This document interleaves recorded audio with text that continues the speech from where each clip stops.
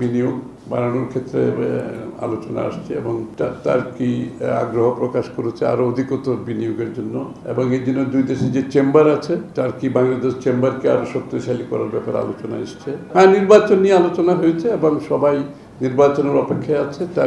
তারাও সবাই নির্বাচনের পরবর্তী যে বাংলাদেশ দেখতে চায়, আমরা যেহেতু বাংলাদেশ গড়তে চাই, টার্কির সাথে নির্বাচনের পরবর্তী সময়ে যে বাংলাদেশের সম্পর্ক কি কি হতে পারে, যেগুলো আমি বললাম, এসব সম্পর্ক কিভাবে আরো বাড়ানো যায় সেটা আলোচনা। এবং নির্বাচন তো নিশ্চয়ই সবাই, টার্কিও সবার মতো অতি সত্বর নির্বাচনের মাধ্যমে নতুন সরকার আসলে নতুন সরকারের সাথে কাজ করার জন্য উদ্গ্রীব।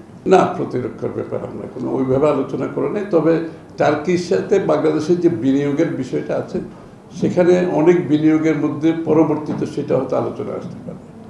তুরস্কের সম্পর্ক বাংলাদেশের সাথে বললাম তো, আমি তো বললাম কবে থেকে শুরু হয়েছে। জিয়া রহমান সাহেবের সময় থেকে, ওআইসি থেকে শুরু করে যে গভীর সম্পর্ক আছে, বাংলাদেশ তুরস্ক সম্পর্ক এখনো তাই আছে, ভবিষ্যতেও সেটাই থাকবে। এখন যদি ব্যক্তিগতভাবে কারো সম্পর্ক থাকার, সেটা তো তাদের নিজস্ব ব্যাপার। আমি দুই দেশের সম্পর্কের কথা বলছি। দুই দেশের সম্পর্কের কথা যেটা আলোচনা হয়েছে সেটা সব সময় ছিল, এখনো আছে, আগামী দিনেও থাকবে। অন্যদের ব্যক্তিগত সম্পর্কের ব্যাপারে তো এখানে আলোচনা হয়নি, সেটা তো থাকতেই পারে। সেটা দুই দেশের সম্পর্ক না, সেটা ব্যক্তিগতভাবে অনেকের সম্পর্ক থাকতে পারে।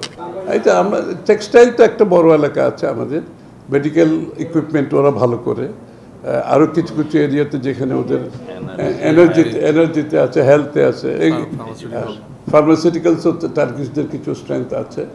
তো এডুকেশন, ইভেন এগ্রিকালচারেও সহযোগিতার সুযোগ আছে।